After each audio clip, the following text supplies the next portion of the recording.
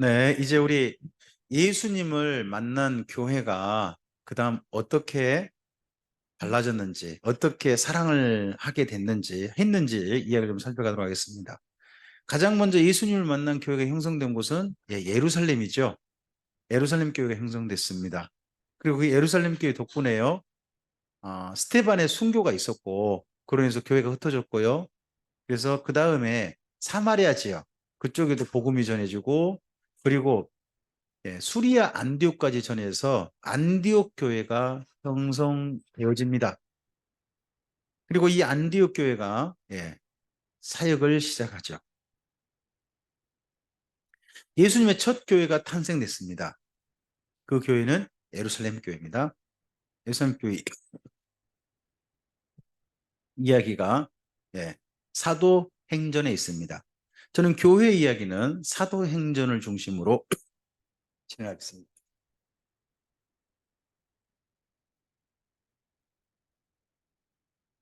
녹화하고 있습니다. 잠깐만요.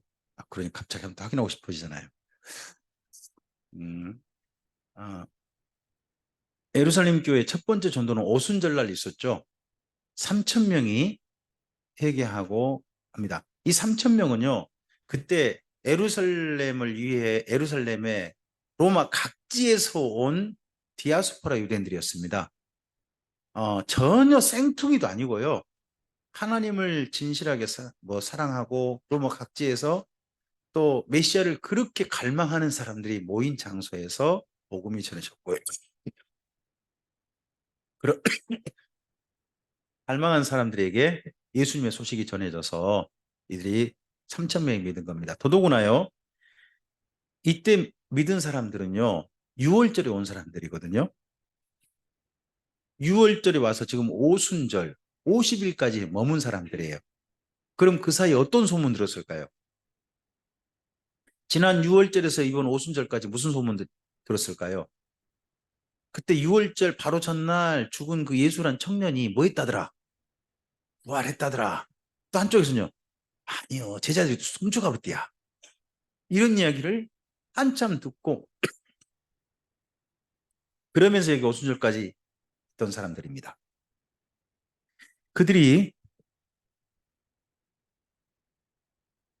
사도 베드로의 전도함에서 예수님을 믿고 교회를 이룹니다. 주님의 원하심은 이런 거였을 것 같습니다. 로마 각 지역에서 온 사람들이니까 그들이 예수님을 믿어서 어떻게 되기를, 각 지역적으로 돌아가서 그곳에서 주님을 전파하는 그런 일들이 있기를 원하셨는지도 모릅니다. 그랬는데 이들이 안 갑니다. 우리나라 사람들의 말이 딱 있죠. 여기가 좋사오니? 네. 교회는 모이는 교회여야 됩니까? 보내는 교회여야 합니까? 우리나라 교회는 어느 쪽에 힘씁니까? 모이기를,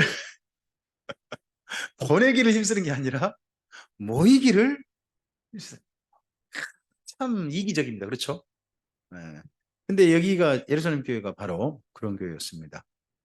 2차 전도는요, 그 성전 미문에 앉아있던 안진뱅이였죠. 안진뱅이, 구걸하는 안진뱅이. 그 사람에게 베드로가 내게 있는 것 없으나 내게 있는 곳으로 내게 주노니 곧 나사렛 예수 그리스도 이름으로 일어나 걸으라 한 사건 때문에 일어난 겁니다. 이때 베데스다 연못가 그쪽에 있는 사람들이 엄청나게 믿은 것 같습니다. 그래서 한 4천 명이 한꺼번에 교회 유입되죠. 그리고요, 그 이후에 6장 7장에서는요, 특별히 구제가 있었습니다. 예루살렘 교회가 힘썼던 게 뭐냐 그러면 그 지역에 가난한 과부들 있지 않습니까? 과부들을 돌보는 거였습니다. 예수님께서 가난한 자들 향해서 눈이 늘 있으셨지 않습니까? 그런 것처럼 예루살렘 교회도요, 가난한 교회들을 향한, 자기들 형편이 그렇게 쏙 좋은 것 같지는 않은데 가난한 자들은 형편에 눈이 있어서요, 식사를 준비한 것 같습니다. 뭐 우리나라에 그런 교회 있잖아요. 바퍼 교회 있잖아요. 그런 걸 한 겁니다. 그래서 뭐 하루 세 끼니 두 끼니 식사도 안 되고요, 한 끼니만 점심 식사만 제공했던 것 같습니다. 그런데도요, 숫자가 너무 많이 밀려오는 거예요. 준비한 것보다 더 많은 사람이 온 거예요. 그러다 보면요, 늘 못 먹는 사람이 있겠죠. 너무 많이 오니까 못 먹는 사람이 있는 겁니다. 근데 일정하게 식사가 남는 게 보이면요, 식사 퍼준 사람이 저 앞에 섰는 사람 중에 내가 아는 사람이 보이고 여기 모르는 사람입니다. 그럼 누구 먼저 오라 그럴까요? 현지야, 얼른 와, 얼른 와, 얼른 와. 저 같으면 이렇게 가지고 쑥 주고 막 이렇게 할 거 아니겠습니까? 예, 공항에 가보십시오. 아는 사람 함께 있으면요, 김 목사님 일로 와요. 사이 집어넣어주지 않습니까? 경험 있나요? 성지순례 다녀보십시오. 비행기 탈 때마다 이거 경험합니다. 또 다른 분, 이리 오세요, 이리 오세요. 조용히. 그리고 그런 거 있지 않습니까? 아는 사람 챙깁니다. 그러다 보니까요, 그 지역에 있는 사람들은 밥을 먹었는데, 이 교회에 머물러 있는 그 디아스포라 유대인들 있지 않습니까? 로마 각 지역에 살고 있던 사람들, 그런 사람들 중에도 과부가 제보 있었던 것 같습니다. 근데 그런 과부들은요, 밥 먹는데 자꾸 소외되는 겁니다. 그러다 보니까 몇 번 밥을 못 먹으니까 뭐예요? 그런 분들이 불만을 토한 것 같습니다. 왜 우리한테 밥을 안 주냐? 다 주면서 저 사람은 자꾸 먹는데 나한테는 밥 먹는 게 자꾸 안 준다. 사실 뭐 하루에 한 번 먹을 수 있는데 그거 가지고 하루를 버틸 분도 많을 텐데 그렇잖아요. 여러분, 예루살렘의 과부가 하루 얼마로 버틴대요? 혹시 성경 기억나세요? 두 렙돈. 기억나시죠? 하루 거라고. 두 렙돈이면 식량 얼마나 살까요? 저는 그렇게 생각합니다. 아마 한 끼니 걸 거다. 다 못 먹을 겁니다. 그 정도 병밖에 안 될 겁니다. 그래도 그거면 하루 버티는 거죠. 그럼 이 과부들에게 하루 식사는요, 그 점심 식사는 오늘 하루 온전한 한 끼 정도가 아니라 하루를 버틸 수 있는 식사인데 자꾸 빠져봐요. 불만이겠잖아요. 그죠? 그래서 거기에 대해서 불만을 표해가지고 자꾸 교회 팀이 둘로 나눠지는 겁니다. 헬라파와 히브리파. 히브리파는 누구겠어요? 거기 살고 있는 사람들. 헬라파는요, 디아스포라 유대인들 집에 안 가고 버티고 계신 분들. 여기가 좋사오냐고 계속 머물러 계신 분들. 그런 분들일 겁니다. 그랬을 때 이 부분이 아무래도 교회에 계속 갈등이 일어나니까 사도들이 그렇게 하면 안 되겠습니다. 좀 바꿔봅시다. 그래가지고 우리들이 했다가는 답이 안 나오니까 이 문제를 잘 해결하기 위해서 헬라파 사람들 속에서 사람을 좀 뽑읍시다. 그들이 식사를 주면 누구를 먼저 챙길까요? 아무래도 오신 분들 먼저 챙길 거 아니겠습니까? 또 근처 사신 분은 누가 또 챙길 수도 있을까요? 그쪽 사람들 좀 챙길 수 있을 테니까. 그러고 난 다음에 이 교회가 더 이상 식사 문제 때문에 불만이 없어졌다고 합니다. 그런 식사를 위해서 몇 명이 뽑혔나요? 7명이죠. 7명 중에 우리가 알고 있는 유명한 분이 있습니다. 스테반, 빌립, 네, 이런 분들이 있습니다. 그리고 또 한 분을 좀 기억해야 될 것 같습니다. 니골라라는 분입니다. 나중에 요한계시록에 니골라 당 이름으로 나오는 그런 사람입니다. 니골라 당은 정확한 이단의 개수거든요. 그러면 거기 보면 성령과 믿음이 충만한 사람, 지혜가 충만한 사람 7을 뽑는다고 합니다. 그러면 생각해 보세요. 성령과 믿음이 충만한 사람이 이단의 개수가 될 수 있습니까? 없습니까? 아닌 것 같죠. 그럼 이거 어떻게 설명할 거예요? 그게 아니고요. 교회가 보기에 성령이 충만해 보였다는 겁니다. 하나님께서 보시기에 믿음이 충만하고 성령 충만한 게 아니라 누가 보기에. 그렇죠. 우리가 교회 내 직분자를 세울 때 누구 보기에 좋은 사람이에요? 특히 목사님 보시기에 좋은 사람. 뭐 아닌가요? 아니면 말고 아니 말고. 하여튼 그런 사람들을 보통 세우잖아요. 사람 보기 좋은 거죠. 사람 보기에 괜찮아 보이는 거죠. 그렇지 않나요? 그게 내가 보기 좋다고 해서 나는 저 사람이 천국 갈 만한 사람이라 가지고 그 사람이 천국 간다는 보장은 없어요. 왜요? 내 판단과 주님 판단이 다를 수도 있으니까. 심지어 나에 대한 판단도요. 주님께서 하실 때 그때 주님께서 정말 너 내 사람이야 하는 이야기 듣는 게 얼마나 감사할까요? 그날. 그렇죠? 어쨌든 그런 문제들 때문에 특별히 거기에 오해가 없으라고 말씀드린 겁니다. 니골라에 대해서 성령이 충만한 사람이 돼 있어요. 하지만 그 누구 보기에 성령 충만해 보였다? 교회가 보기에 그래 보였다는 것이지. 그렇죠? 이해를 하시라는 겁니다. 하지만 이 구제로 말미암아 더욱더 교회 식구가 많아졌습니다. 많아졌습니다. 그리고 4차 전도입니다. 이때 이 사건 때 스테반이 특별히 직분자로 세움 받아가지고 열심히 활동하다가 스테반 덕분에 교회가 핍박을 당하죠. 순교와 함께 흩어지게 됩니다. 흩어져서 어디로 가게 됩니까? 사마리아와 수리아로 가게 됩니다. 자, 사도행전 1장 8절 말씀 외우실 수 있죠? 시작. 오직 성령이 너희에게 임하시면 너희가 권능을 받고 출발이 어디예요? 예루살렘과 그 다음에요. 온 유대와 그 다음요. 사마리아와 그 다음 땅끝까지 이르러 내 증인이 되리라 합니다. 자, 여기를 보면 예루살렘 교회가 어디까지 간 게 보입니까? 예루살렘, 온 유대, 그 다음 사마리아, 그 다음 어디까지? 수리아 아닙니까? 수리아. 수리아가 벌써 땅끝인 거예요. 왜 땅끝이죠? 아, 그 바다니까. 아, 맞아요. 안디옥 조금 가면, 조금 옆에 가면 바다가 있긴 해요. 근데 안디옥엔 바다가 없어요. 강은 흐릅니다. 강은 흐릅니다. 아, 땅끝은요, 잘 생각하셔야 됩니다. 지리 개념으로 생각하시지 말고, 민족 개념으로 생각하시면 좋겠습니다. 민족 개념. 예루살렘과 온 유대는 어느 민족인가요? 유대인이에요. 사마리아에는요, 유대인과 이방인이 섞인 혼혈일로 생각하시면 됩니다. 땅끝은 그럼 뭐예요? 순수 이방인이에요. 그냥 이방인이에요. 안디옥에 이르러서 유대인들이 복음을 전합니다. 물론 그 전에 이방인들을 만난 사람이 있죠. 그가 누굽니까? 베드로죠. 베드로가 욥바에 이르렀을 때에 하나님께서 가이사랴의 고넬료라는 사람에게 환상을 보여주시죠. 고넬료가 어디 사람이에요? 로마 사람이에요. 로마 백부장으로 왔어요. 그곳에 와 있는데 하나님께서 백부장으로 와가지고 유대교에 성실하게 받아들여 가지고 생활하고 있는 고넬료에게 환상을 보여주시고 음성을 들려주시죠. 누구를 데려오라. 옆바에 가면 누가 있다? 시몬이 있다. 너희 집에 초청해라. 그럼 그가 하나님 말씀 전할 거로 하니까 그로 옆바로 보내봐요. 보내봤더니 거기 마침 누가 있어요? 베드로가 있는 거죠. 시몬이 시몬의 집에 있죠. 대신 어부 시몬이 피쟁이 시몬의 집에 있어요. 그 집에 함께 있습니다.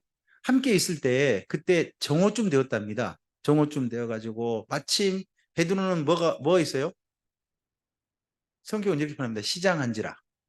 배가 고팠습니다. 배꼽 시계가 성경상 보면 제일 정확했을 분이 누굴까요? 저는 베드로라고 생각합니다. 이분은 먹는 거 상당히 챙기십니다. 베드로의 이야기가 마가복음인데요. 마가복음 베드로 이야기를 글로 정리한 거거든요. 마가가요. 근데 거기 보면요. 다른 문제를 언급 안 하는데요. 아무리 바쁜 건 괜찮습니다. 하지만 먹을 겨를이 없는 자는 불만입니다. 먹을 겨를도 없는지라. 이건 늘 불만입니다. 그래도 뭘 해야 된다. 바빠도. 그럼 밥은 먹어야지. 먹는 걸 상당히 챙기는 분입니다. 그래서 이 피장의 시몬의 집에 와서도요. 뭐예요? 배가 고픈 건 못 참죠. 피장했습니다.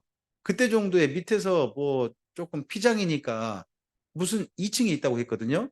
밑에서 무슨 냄새가 올라왔겠죠. 피장이면 무슨 냄새가 올랐을까요? 가죽 썩는 냄새 이런 게 팍팍 올라왔겠죠. 피장이잖아요. 뭐 지금처럼 가죽을 뭐 어디 뭐 넣어놓고 그러지 않고 밑에서 다 말리고 다 그랬을 텐데 그러다 보니까 기도하다가 조금 두 가지가 겹치죠. 하나는 뭐예요?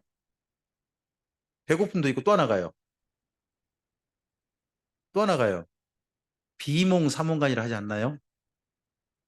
그리고 비몽사몽간이 그러잖아요. 그럼 뭐 한 거예요? 아무리 봐도 냄새에 취하신 것 같아요. 밑에서 냄새가 자꾸 죄송해요. 제가 자꾸 이렇게 조금 좀 분위기 바뀌어서 하여튼 그러할 때 그에게 보여주신 게 뭐예요?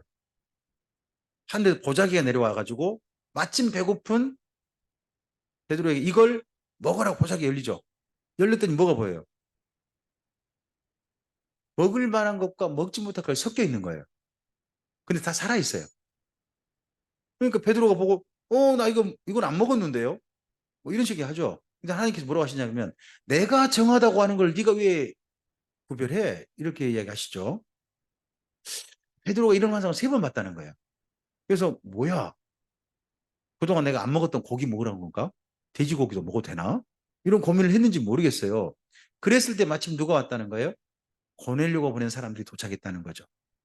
그거 듣고 아하 그렇구나 하고 깨닫죠. 그래서 자기 깨달음을 고넬료를 만나가지고 이야기해 줍니다. 내가 하나님께 듣기로는 원래 이방인과 교제하는 게 뭐라고요? 위법. 이방인과 서로 사귀고 만나는 게 위법이지만 앞서 우리 저 보셨죠? 느헤미야서 맨 끝에 이방인을 떠나보내서 그들을 깨끗하게 했다는 표현이 있었잖아요. 이방인을 가까이 하면 자기가 어떻게 되는 거예요? 더러워지는 거예요. 위법인 거예요, 위법. 자신을 더럽히면. 근데 내가 그런 줄 알지만 하나님께서 정하다 하시기로 내가 사양하지 않고 봤다는 겁니다. 그러면 베드로가 그 환상을 어떻게 알아먹은 겁니까? 이방인과의 교제가 부정한 게 아니다. 음식의 문제가 아니라 이방인과 기꺼이 만날 수 있다. 유대인은 하는 걸로 알아들은 겁니다. 그래서 거기서 먼저 고넬료와 그의 가족들에게 전도하죠. 전도해서 오순절날 성령이 임하셨던 것 같은 현상이 그 집에도 있게 됩니다. 그리고 나서 안디옥에 수리아 안디옥에 예, 성도들이 거기까지 가가지고 복음을 전하기 시작합니다. 그 내용으로 좀 가보겠습니다. 사도행전 11장입니다.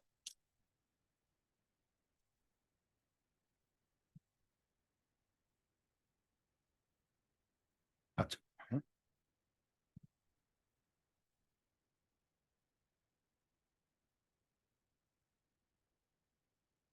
네. 사도행전 11장 죄송합니다. 제가 좀 도작을 잘못해서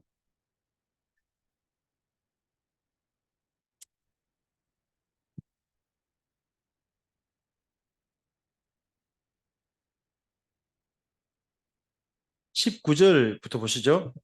19절부터 21절 읽어보겠습니다. 그때에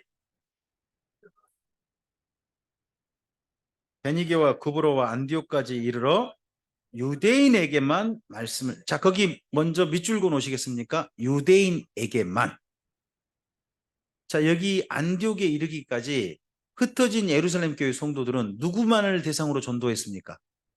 유대인에게만 그런데요 그 다음 절 읽어볼까요? 그 중에 구브로와 구레네 몇 사람이 안디옥에 이르러 누구에게도 헬라인에게도 말하여 주 예수를 전파하니 21절요 주의 손이 그들과 함께 하심에 수많은 이번엔 누구에게도 전했다고요? 헬라인 헬라인을 유대인들은 뭐라고 부를까요? 이방인 이방인 이 이방인들과 만남이 사도행전 1장 8절에 근거한다면 뭐예요? 땅끝 땅끝인 거죠. 옆에 분에게 말씀하세요. 끝을 보고 싶으십니까? 저를 보시기 바랍니다. 왜요? 우리가 땅끝이에요. 사도행전 1장 8절에 근거한다면 그러니까 이걸 지리 개념으로 보지 마시고 민족 개념으로 보시면 편한데요. 이걸 꼭 지리 개념으로 보려고 해요. 많은 분들이 그러다 보니까요. 자, 예루살렘에서 출발해가지고 땅끝이면 어디예요?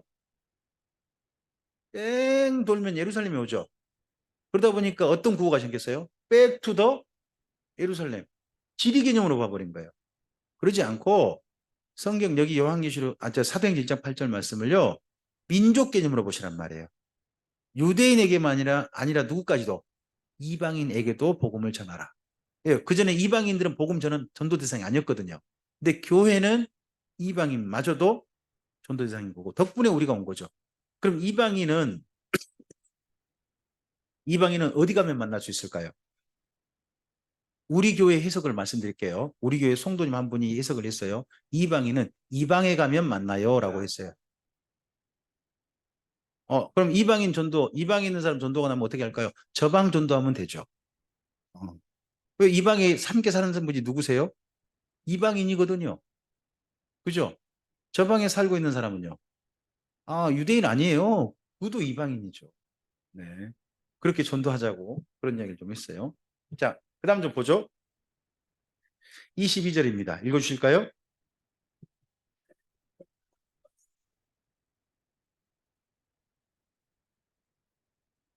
계속요. 기뻐하여 모든 사람에게 한 절 더요.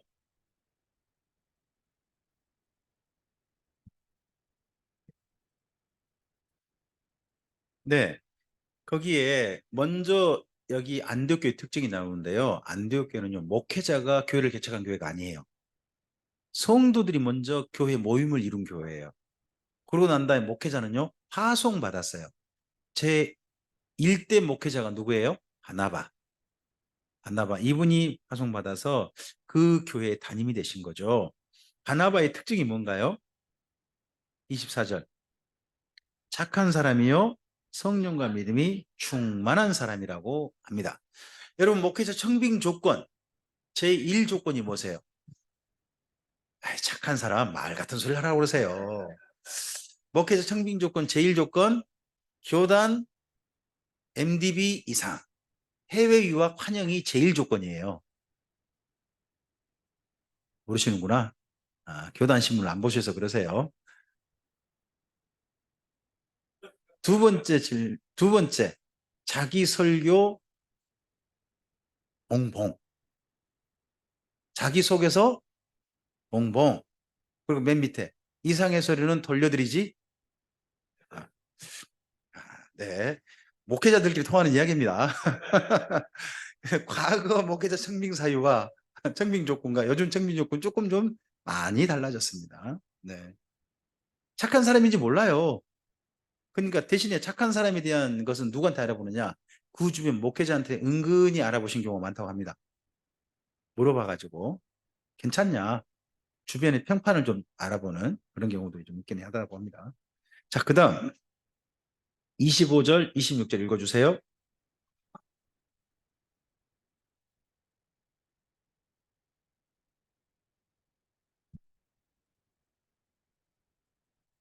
여자들이 안디옥에 이르러서 비로소 그리스도인이라 일컬음을 받게 되었더라. 안디옥 교회는요, 최초의 동역 교회입니다.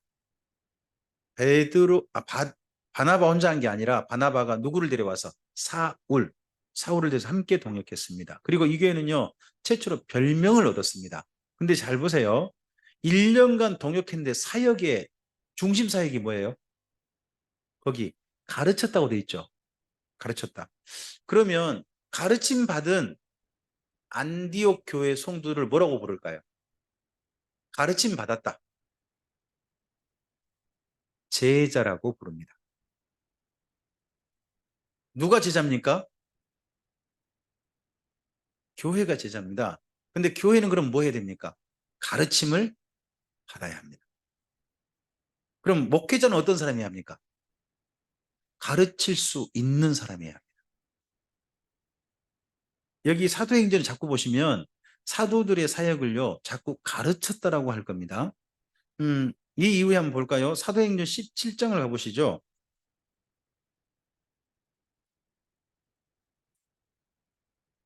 사도행전, 죄송합니다. 18장. 18장 가시면 바울이 고린도에 이른 내용이 나옵니다. 이런 내용이 나오는데 11절 있죠. 11절. 네, 읽어줘 보세요.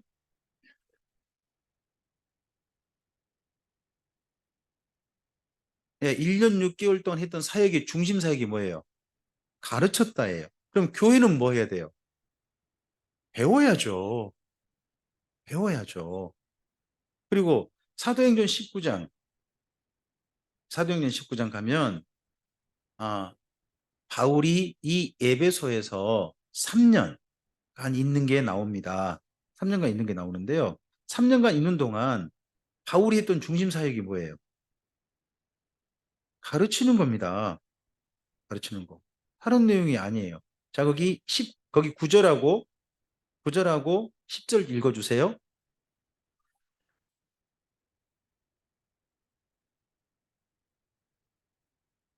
바울이 그들을 떠나 제자들을 따로 세우고 두란노손에서 날마다 강론하니라. 2해 동안 이같이 하니 아시아에 사는 자는 유대인이나 헬라인이나 다 주의 말씀을 듣더라. 주의 말씀을 들을수록 강론하고 가르치는 일을 2년 동안 날마다 했다는 거 아닙니까? 맞습니까? 이게 중심 사역입니다. 그리고 또 맨 끝에를 가보시죠. 사도행전을 어떻게 마무리했는가 읽어볼까요? 바울 사역의 마무리인데요. 예, 30절과 31절입니다. 28장 30절과 31절 읽어주세요. 바울이 온 이태를 자기 셋집에 머물면서 자기에게 오는 사람을 다 영접하고 하나님의 나라를 전파하며 주 예수 그리스도에 관한 모든 것을 어떻게 담대하게, 그 다음에 거침없이 뭐 했다고요? 가르쳤다. 그래서 사도들의 사역을, 여기 사도행전은 특별히 어떤 사역으로 전부 다 초점을 맞춰서 이야기해요? 가르쳤다. 그러면 이 사도들의 후예라고, 사도들의 정통성을 물려받았다고 하는 목회자는요, 반드시 이게 있어야 되는 거죠. 가르칠 수 있으셔야 돼요. 가르칠 수. 그리고 교회는 그럼 어떻게 해야 돼요? 배우셔야 돼요. 배우시는 걸 즐거워하셔야 됩니다. 네. 자, 여기 볼까요?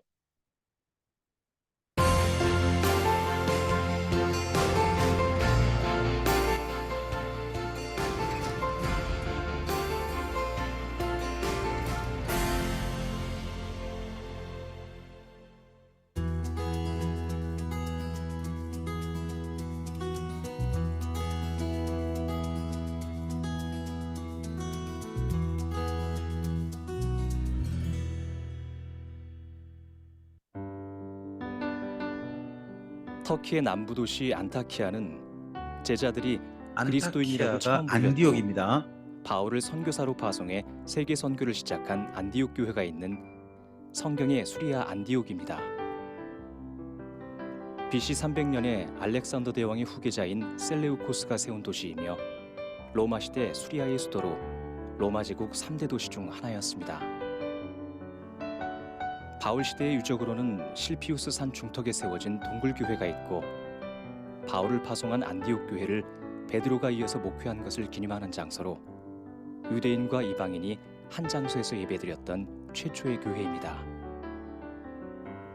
바위산 중턱에는 곳곳에 구멍이 남아있는데 안디옥 성도들은 로마 시대 박해를 피해 몰래 숨어서 예배를 드렸고 이런 복음의 열정이 동굴교회에만 머물지 않고 세계 선교를 향해 첫 출발을 내딛게 하였습니다. 네, 이 안디옥은요, 바닷가 항구는 아니에요. 육지 안에 있어요. 거기에서 이제 구브로라고 하는 섬으로 가려면, 키프로선 섬으로 가려면 바닷가에 항구 가가지고 그렇게 가긴 해야 됩니다. 안타키아에서 28km 떨어진 곳에서 우리 성경에 외항 역할을 실루기아라고 하는 하는 채블링크는 항구 그쪽이 있죠. 제1차 전도 여행 지금 때 이름 체블리크라고 바울과 하네요. 바나바가 배를 탔던 실루기아 항구입니다. 바울과 바나바는 이 항구에서 지중해를 보며 하나님의 비전을 다시 한번 다짐했을 것입니다. 안타키아는 바울 선교 여행의 출발지였으나 지금은 터키 사람들만 사는 낙후된 작은 도시로 우뚝 솟은 수많은 모스크들이 있고 시간마다 무슬림 기도 소리가 들립니다. 초대교회 성도들의 숨결이 살아있는 수리아 안 숨결이 살아있는지 모르겠습니다.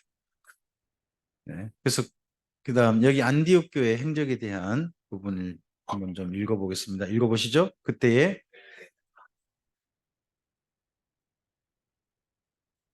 베니게와 구브로와 안디옥까지를 하는데 유대인에게만 말씀을 전하는데 그 중에 구브로와 구레네 몇 사람이 안디옥에 이르러 헬라인에게도 말하여 주 예수를 전파하니 주의 손이 그들과 함께 하심에 수많은 사람들이 믿고 주께 돌아오더라. 이렇게 해서 안디옥 교회가 형성된 얘기를 좀 전에 읽었습니다.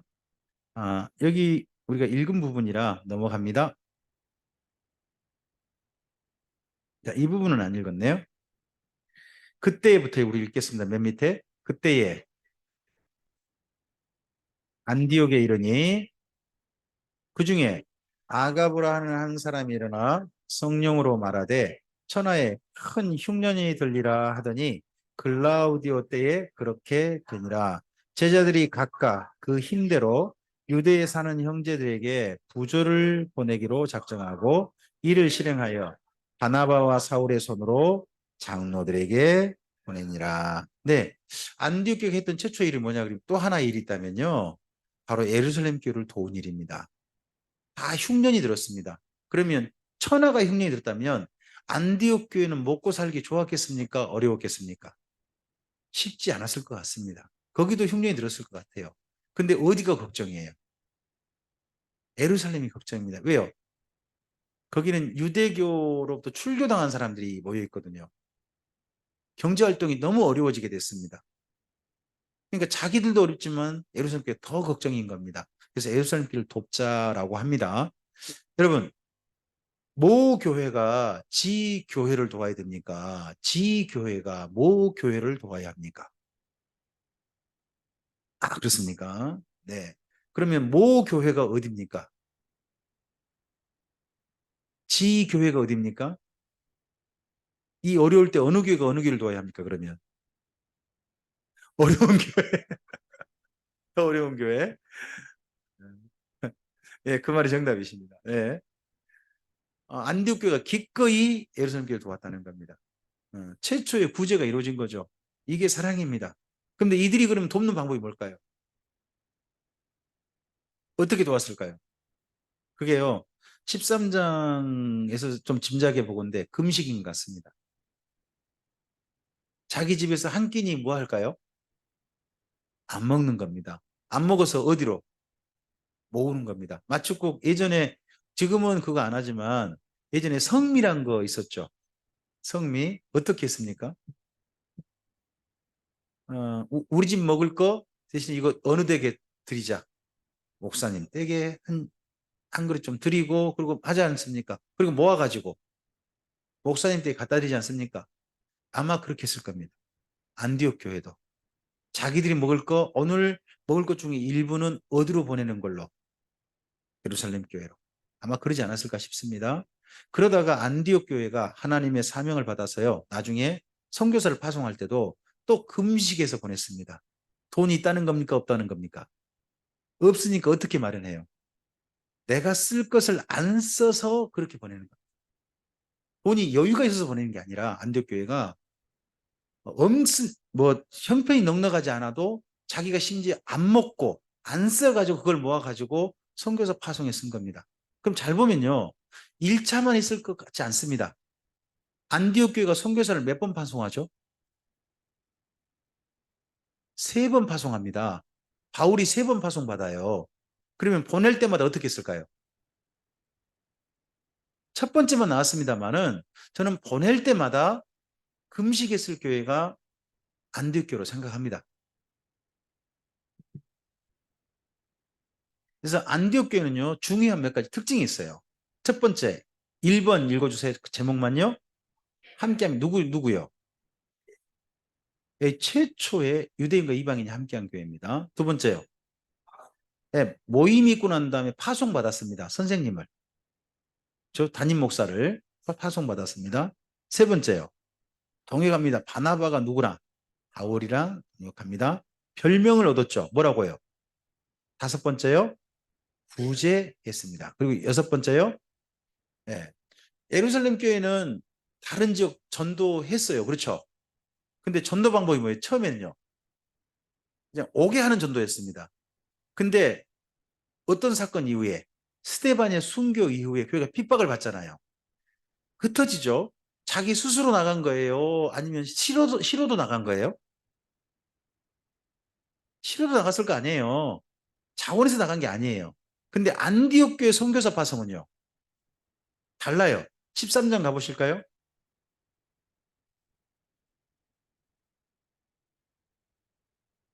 13장 2절 3절 읽어주세요. 주를 섬겨 금식할 때에 성령이 이르시되 내가 불러 시키는 일을 위하여 바나바와 사울을 따로 세우라 하시니 이에 금식하며 기도하고 두 사람에게 안수하여 보내니라. 이 교회의 선교사 파송은 뭐예요? 성령님이 지시하셔서 순종한 거였죠. 예루살렘 교회의 그 전도자 파송과 달라요. 예루살렘 교회는 싫어도 간 거예요, 그냥. 왜? 핍박이 있으니까. 그래서 간 거예요. 하지만 안디옥 교회는요, 명령을, 지시를 받아가지고 그 지시를 따라 순종한 거예요. 다른 방식입니다. 그럼 결국은 이런 거예요. 따서 볼까요? 내가 싫더라도 성령님이 보내시면 가야 한다. 그러면 싫어도 갈래요? 자원해서 가실래요? 그렇죠. 이러나 저러나 가야 된다는 거예요. 결국은. 자, 한번 바울과 바나바의 1차 선교행을 한번 따라가 볼까요? 어디서 출발해요? 여기 안디옥, 수리 안디옥 출발해서 실루기아로 배 타러 옵니다. 그리고 배 타서 살라민 옵니다. 이 섬이 구부로예요. 살짝 구부러졌죠. 그렇게 기억하시라고요. 그리고 버가에 도착하고요. 버가에서요. 비시디 안디옥에 설교하고요. 이고니온, 루스드라 이쪽에 여기서 돌에 맞아요. 바울이. 밖에서 이제 살아나서 더베까지 갔다가 더 못 가요. 다시 돌아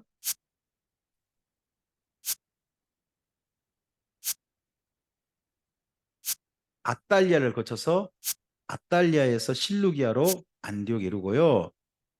예루살렘에서 온 사람들이 와가지고 좀 소란하고 만들고 난 다음에 예루살렘 총회까지 15장까지 사건이 있습니다. 여기 아달리아가 지금은 엔탈리아라는 지명입니다. 엔탈리아는 지명. 바울이 앞을 다시 한번 가볼까요? 여기 아달리아 버가 있죠. 버가 비시디 안디옥 넘으면 혹시 산지인 거 보이세요? 여기가 타우루스 산맥이라는 산맥이거든요. 근데 해발 3,000m예요. 이 산지를 넘어간 거예요. 마침 제가 우기 때 갔거든요. 저 밑에 길 꼬부려가지고 올라온 거 혹시 보이세요?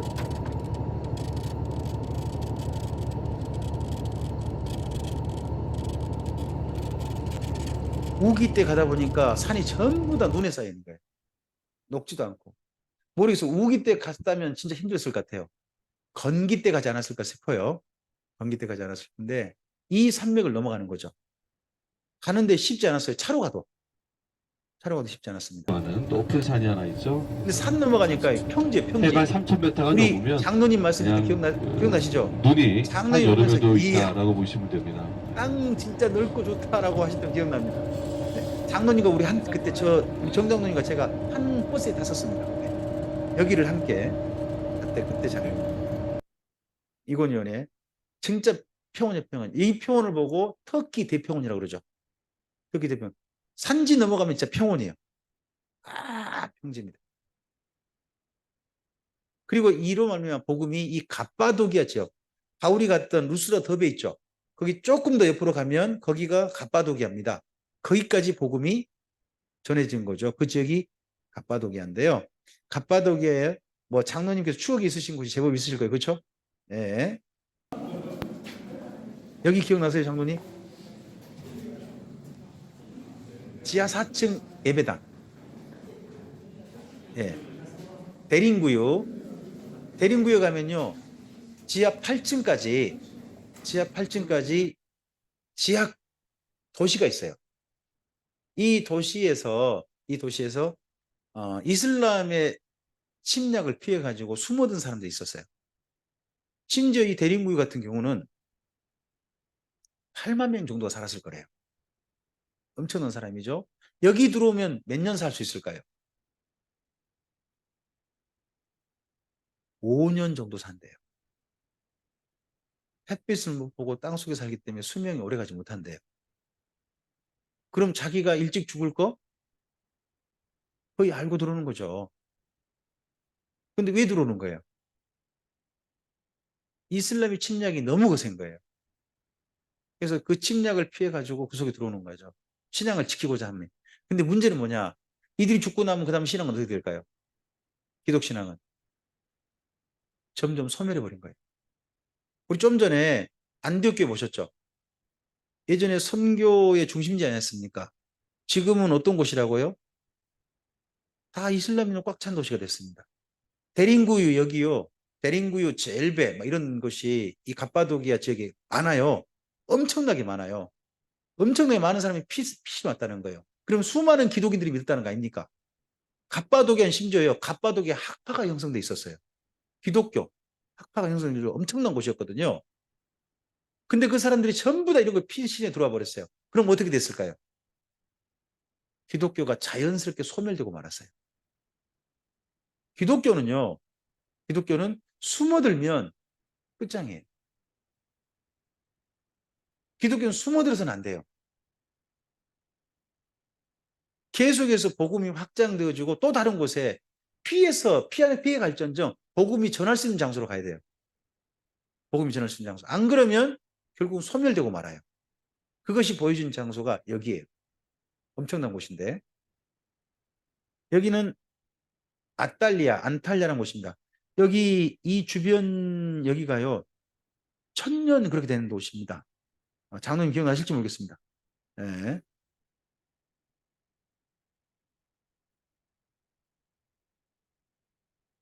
항구 도시거든요. 그래서 터키의 3대 도시이기도 합니다. 여기 공항이 있는 곳이기도 합니다.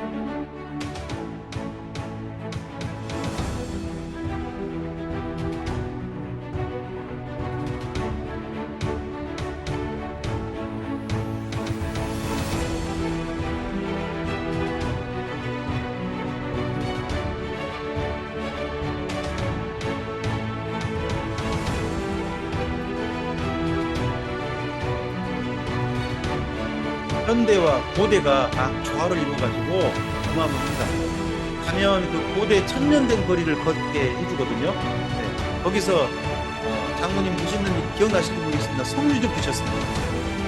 1달러 주고 석류즙 바닷가 이곳에서 드셨습니다.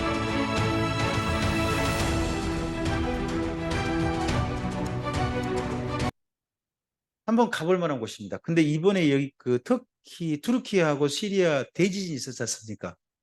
피해를 입었다고 들은 것 같습니다. 이것도. 네. 이 1차 전도 여행 후에요. 교회가 그로 말미암아 더 힘을 얻은 게 아니라 교회에 갈등이 일어났습니다. 여러분 사도행전 15장을 가보시겠습니까? 사도행전 15장 1절 한번 읽어주실까요?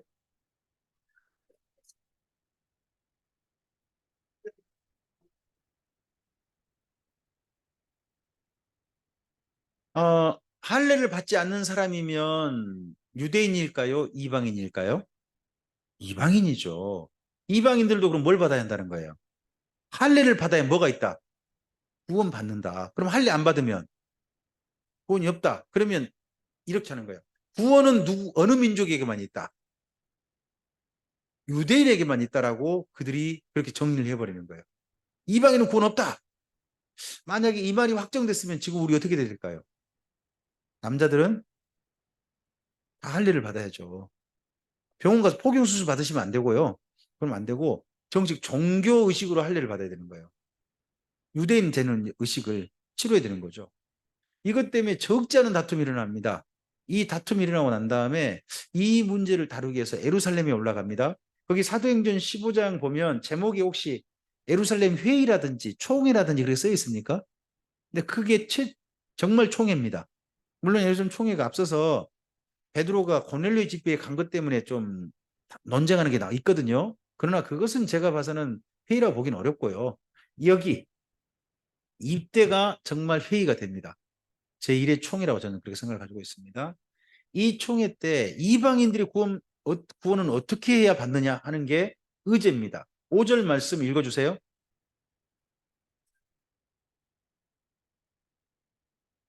이방인에게 할례를 행하고 모세율법을 지키라 명하는 것이 마땅하다 아니라, 여기 마땅하다라는 말이요, 영어로 하면 must be로 돼 있어요. 뭔 말이에요? 반드시 그러해야 한다는 거예요. 우리나라 말로 마땅히 그러한다는 거니까 조금 좀 표현이 부드럽잖아요. 원래 표현은요, 반드시 해야 한다는 거예요. 이방인들도 어때야 한다고요? 반드시 할례를 행하고 반드시 모세율법을 지켜야 된다. 이렇게 주장하는 게 의제예요, 의제. 이 의제대로 확정됐으면 교회가 유대인만 구원받는 거죠. 근데 확정은 이렇게 됩니다. 그러고 나서 자, 22절을 가세요. 22절 먼저 한 절 읽어주세요. 이에 사도와 장로와 온 교회가 그 중에서 사람들을 택하여 바울과 바나바와 함께 안디옥으로 보내기를 결정하니 곧 형제 중 인도자인 바사바라 하는 유다와 실라더라. 자, 여기에 회의를 결정하고요, 증인을 보내요. 증인을 몇 명 보내나요? 2명. 성경을 따라 두세 증인 그러잖아요. 2명을 보내, 회의 결과를 편지만 보낸 게 아니라 이 편지도 맞고 사실입니다 증언하는 사람도 있는 거죠. 자, 편지 내용을 볼까요? 23절 이하 읽어주세요. 사도와 장로된 형제들은 안디옥과 수리아와 길리기아에 있는 이방인 형제들에게 문안하노라. 그런즉 우리 가운데 어떤 사람들이 우리의 지시도 없이 나가서 말로 너희를 괴롭게 하고 마음을 혼란하게 한다. 잠깐 멈춰보세요. 그 편지에 수신자를 누구로 했나요? 23절에 수신자 이방인 형제죠. 맞나요? 여긴 유대인들을 향한 편지가 아니에요. 누구를만 대상으로 하는? 이방인들에게만 대상으로 하는 거예요. 이방인들은 이렇게 믿으면 돼요 하는 편지예요. 자, 계속 좀 보세요. 25절, 26절 읽어주세요. 사람을 생명을 아끼지 아니하는 자인 우리가 사랑하는 바나바와 바울과 함께 너희에게로 보내기를 만장일치로 계속요. 그리하여 유다와 실라를 보내니 그들도 이 일을 말로 전하리라. 자, 그리고 회의 결정 내용을 말해줍니다. 28절입니다. 읽어주세요. 아무 짐도 너에게 지우지 아니하는 것이, 여기 너희가 누군가요? 28절에 너희는 누구예요? 이방인 형제들이죠. 이방인 형제들 중에 지금 우리들도 포함됩니까? 우리도 포함되죠. 이방인인 믿는 사람들은 여기 편지 내용을 기억하시는 거예요. 29절만 하시면 돼요. 29절 읽어주세요. 우상의 제물과 피와 목매어 죽인 것과 음행을 멀리할지니라. 이에 스스로 삼가면 잘 되리라. 평안함을 원하노라 하였더라. 그러면 이 회의 결정 내용 보니까 이방인은 할례 받을 필요 있다 없다? 아니다. 이방인 상태로 예수 믿으면 된다. 그죠? 단 이방인으로서 뭐는 지켜달라? 4가지. 첫째, 우상의 제물은 먹지 말라. 그러니까 제사 음식 드시지 마세요. 그러잖아요. 우상 제물 먹지 말하잖아요. 그러니까 제사 음식 드시지 마시라고요. 그 다음에 뭐 먹지 말아요?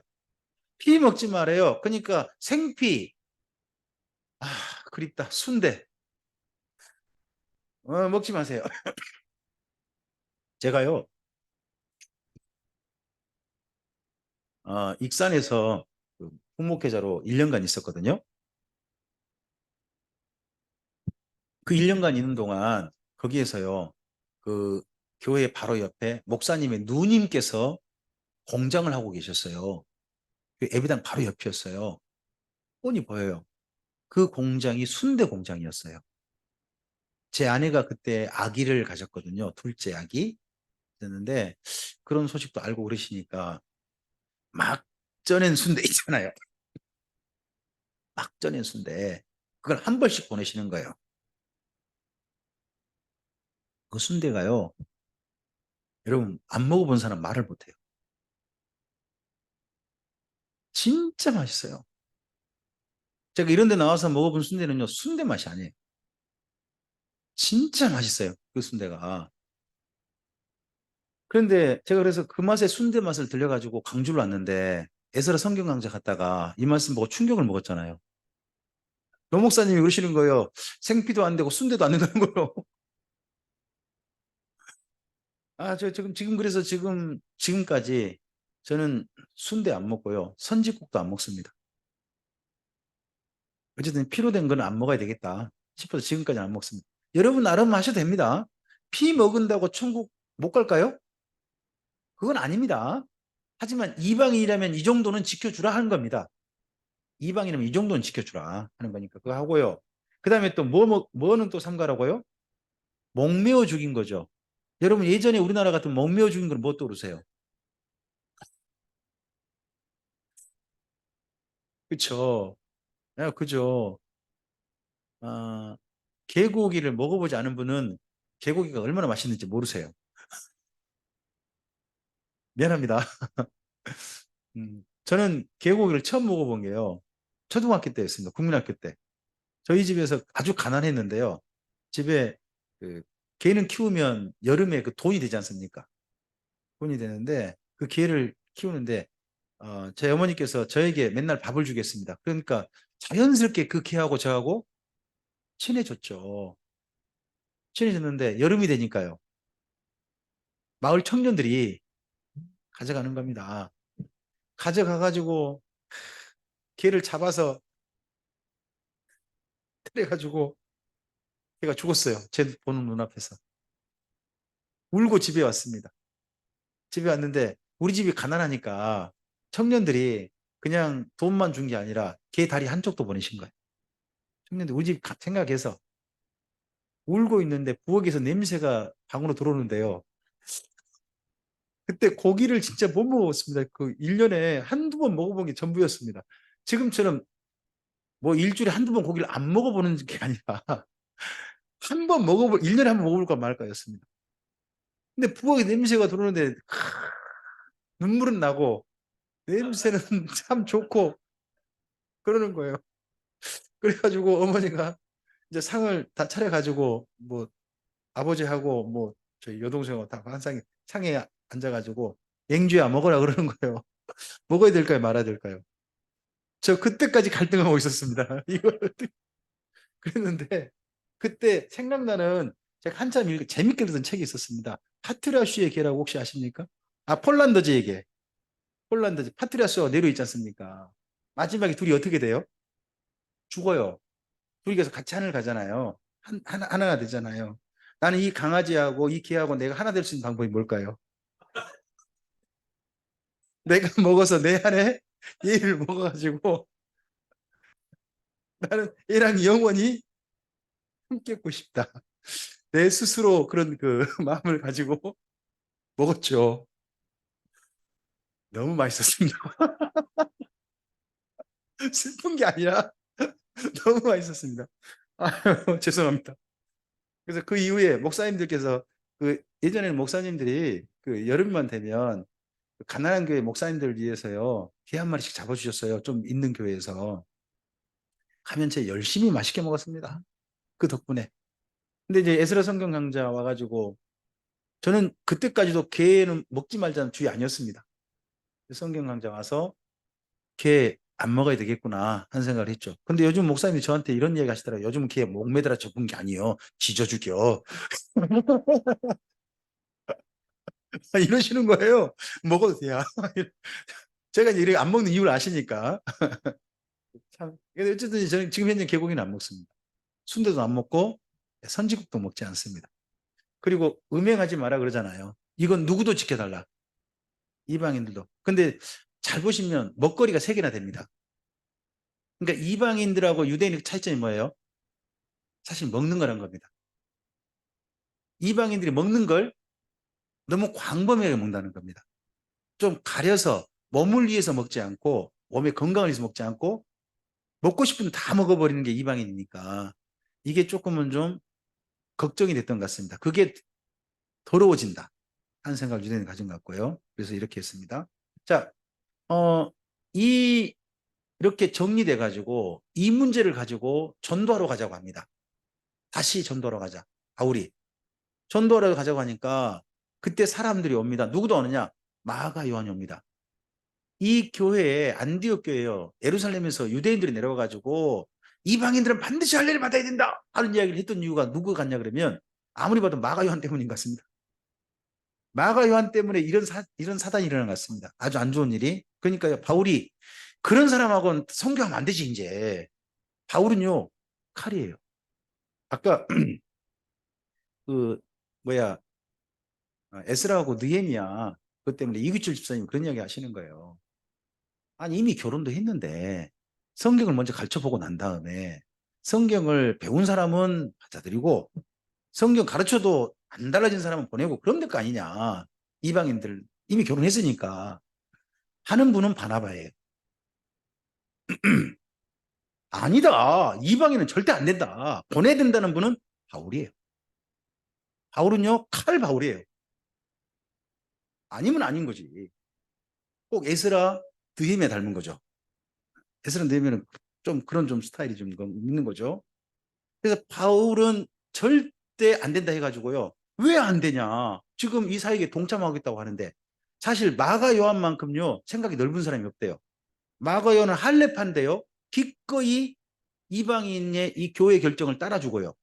이 이후로 이방인은 이방인으로서 대한 사람이지 이방인은 유대인 돼야 된다는 생각을 가진 사람이 아닙니다. 그렇게 달라져서 사역을 하지만 바울이 인정이 안 된 거죠. 바울은.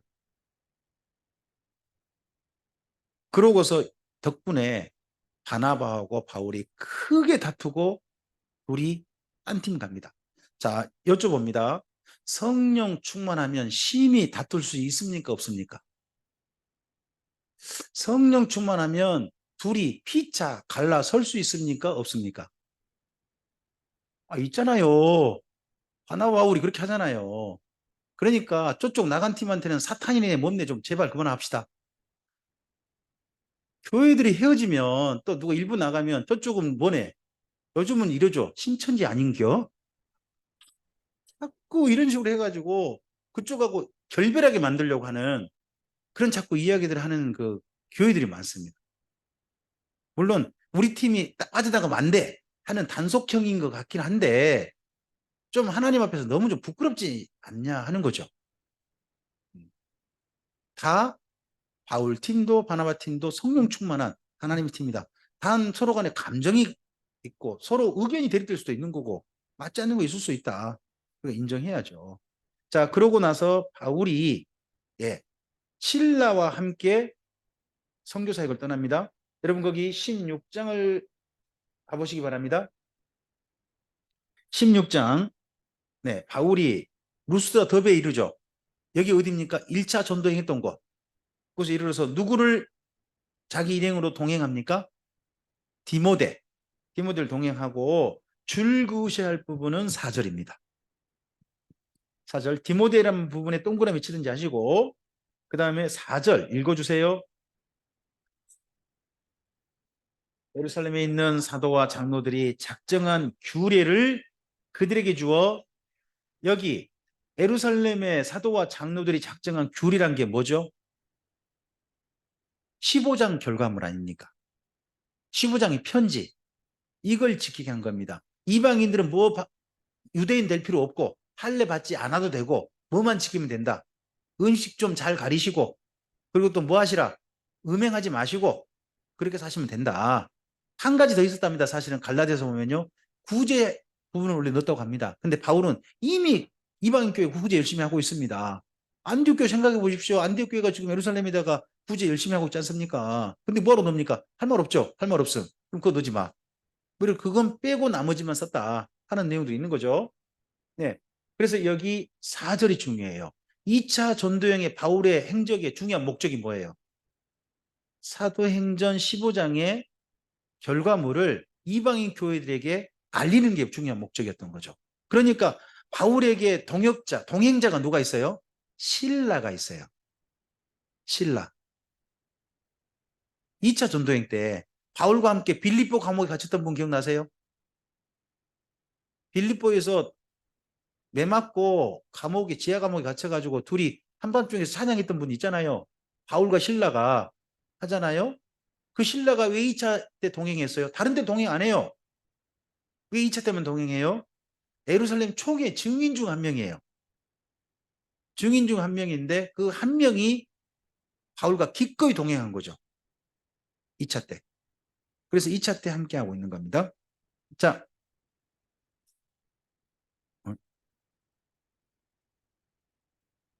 앞을 보시죠. 2차 전도여행을 한번 좀 따라가 보겠습니다. 이 구브로는 바나바가 갔고요. 나머지 육로로 바울은 갑니다. 성경을 쓰신 분이 카메라가 한 대밖에 없었던 모양이에요. 양 팀으로 팀을 보내지 못하고 한 팀만 따라갔습니다.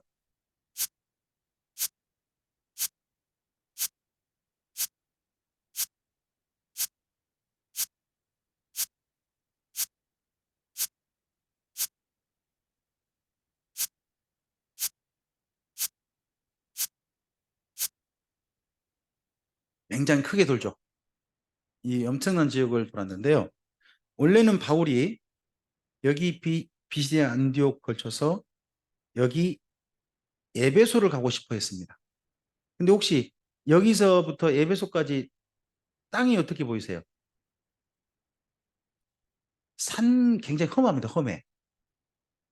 근데 바울이 어디로 가냐 그러면 이런 평지로 가요. 비두니아, 무시아 이쪽으로 가요. 평지 쪽으로 가요. 쭉 올라가요. 그래서 육지 도로로 따라갑니다.